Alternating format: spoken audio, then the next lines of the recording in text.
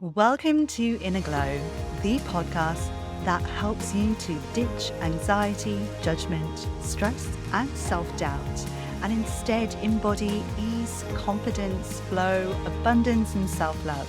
I'm your host, Bhavna Meg, mindset and energy coach, and founder of Stepping Into You.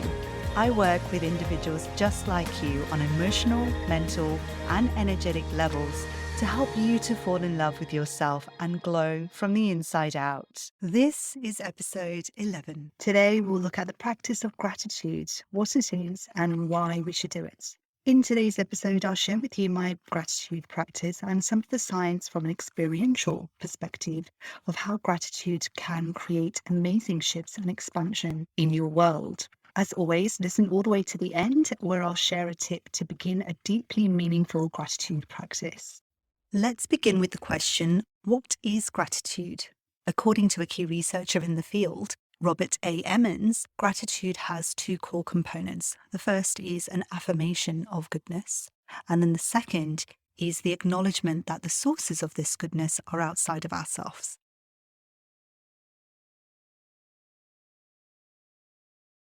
There's been a lot of research done in the space of gratitude over the last couple of decades, including into relationships and the benefits that can be found with gratitude in relationships, the effects that gratitude has in the activation of the different functions of and areas of the brain and mental well-being, into how free will can promote gratitude, through to the benefits of keeping a daily gratitude journal, to the impacts of gratitude and mood, the impacts of gratitude and sleep quality and reduction in worry or distraction, and many, many, many more.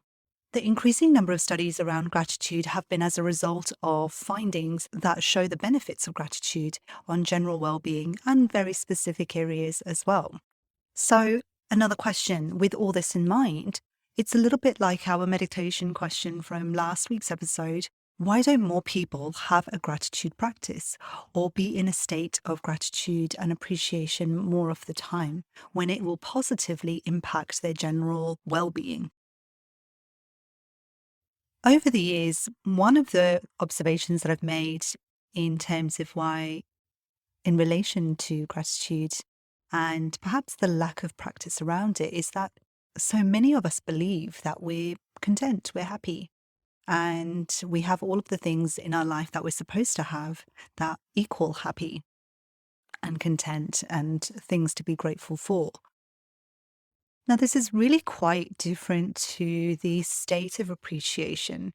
We can certainly be grateful for all of the things that we have in our life. At the end of the day, I might say I'm really grateful for all the clothes that I have. I'm really grateful for no traffic on the road as I was driving to get my groceries. I'm really grateful for my laptop not failing on me today. I'm grateful for my family, my kids, my husband, my job, etc., etc., etc. All of these things that we can identify to be grateful for. But this doesn't always equate to the state of appreciation or the state of gratitude. A couple of years ago, I was grateful enough to have been delivering some training from the HeartMath Institute. Now, as part of my training to deliver that training, we watched a couple of videos of live demonstrations of the data when somebody went from the state of worry or frustration to the state of appreciation and calm. Now, it was a significant change in heart coherence. And if you didn't know already, your heart is an absolute powerhouse of electromagnetic energy, much, much more so than your brain is, which is, we're often led to believe, the controller of our worlds. And it's absolutely not. More energy and more information goes from the heart to the brain than the brain to the heart. Now, that bit aside, delivering the training myself to some friends, I had acquired the device to do the heart monitoring so I could demonstrate heart coherence change. And I'm obsessed with data, if you didn't know that already, and I love to see information and correlations and be able to analyze information and raw data. And as I was demonstrating shifting from an emotional state of frustration and worry through to using one of the tools that are in the program, with the practice of the tool, shifting into a state of appreciation and calm, it was very, very obvious how much my heart coherence changed. Now, as I said, I love data and I fully nerd out on it. And I always in awe of the findings and what the data shows, as much as my friends were to who I was delivering this course to. Now, you're probably wondering, well, what's the difference between this state of appreciation and calm versus the gratitude that you might be feeling for your kids, that you might be feeling for your partner, that you might be feeling for your job or your health or whatever it is?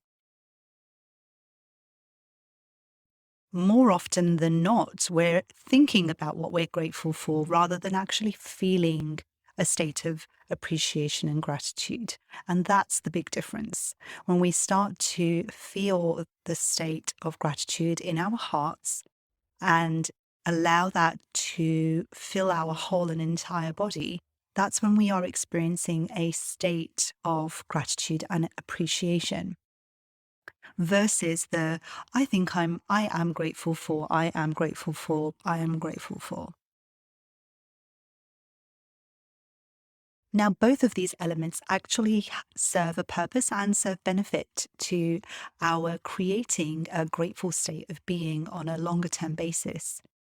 Having a gratitude practice, which often can start at a very mental level, is a very powerful way to begin shifting our thoughts into more grateful thoughts, which can then start to and lead to the feeling of gratitude within our whole state of being. If you've ever taken a moment or even 30 minutes to just witness your thoughts on any given day, you might find that they flip from one side of the spectrum to the other. And what I mean by that is ranging from a positive thought to a negative thought, back to a positive thought, back to a negative thought. And this will be very dependent upon what your current habitual state of being is. If you are in a habit of whinging or being dramatic or being worryful or being stressed out at very small things, then these are the thoughts that are going to occupy your mind the most, things that are perpetuating and allowing you to maintain that state of being, that particular type of habit within your body.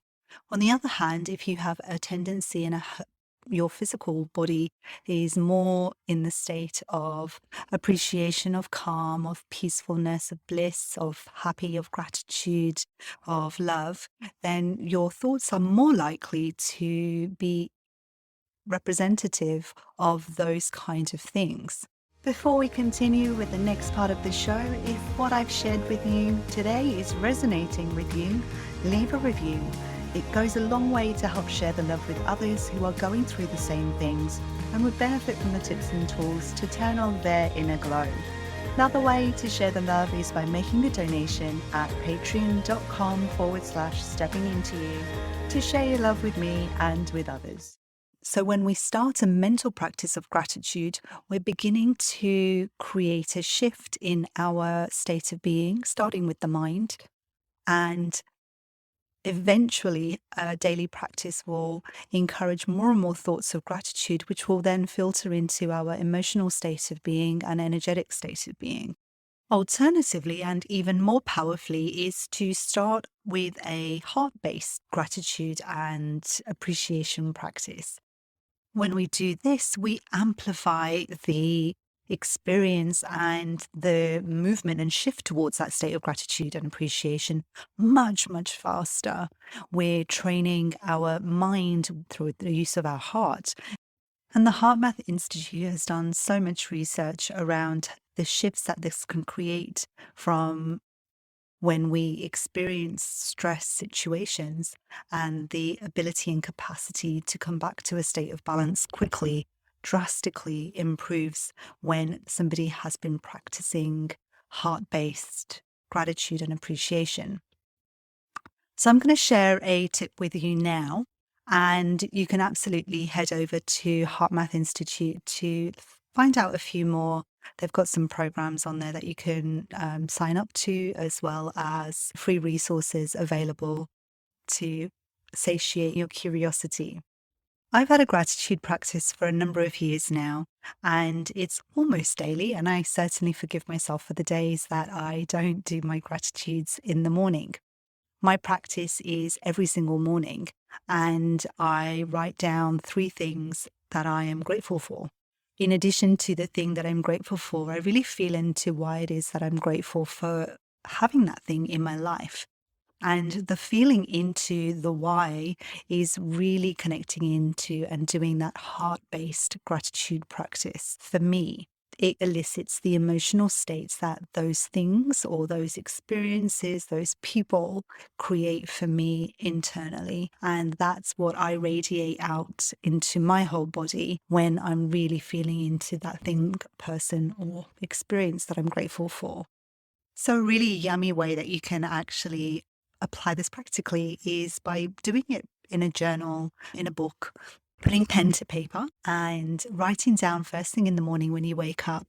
Doing them when you wake up is really important because we're coming out of our sleep state. So our brain waves are still in alpha. So we're actually really connecting into that conscious, subconscious space. This is where we have the opportunity in that connection to the subconscious to really program in the feeling and the knowing of gratitude.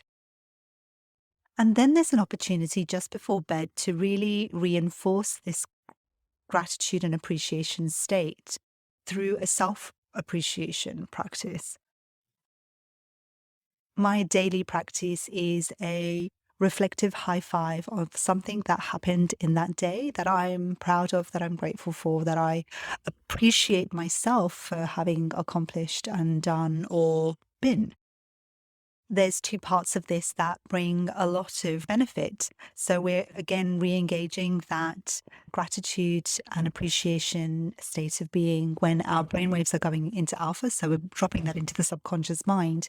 In addition to that, we're reinforcing to ourselves the things that we appreciate about ourselves. So for me, this is a really, really powerful and juicy one to introduce into a daily practice. If you're not doing the morning one, definitely do this one, because when we start to appreciate things in ourselves more, we'll start to see and attract those things in our environment, and we'll see more of them, and the cycle continues. We feel more into ourselves and we see more externally outside of us in our environment. That's all for today. I'd love to hear how you get on with your daily gratitude practice and the benefits that you start to see in your day-to-day life. So feel free to drop me a message or send me an email to let me know how you're getting on. And join me next week for episode 12, Connecting with the Present Moment. Thanks for joining me today, and be sure to subscribe at steppingintoyou.com/InnerGLOW so you don't miss any glowing possibilities.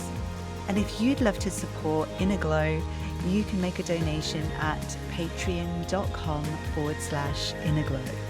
Sending you love, hugs, and magic.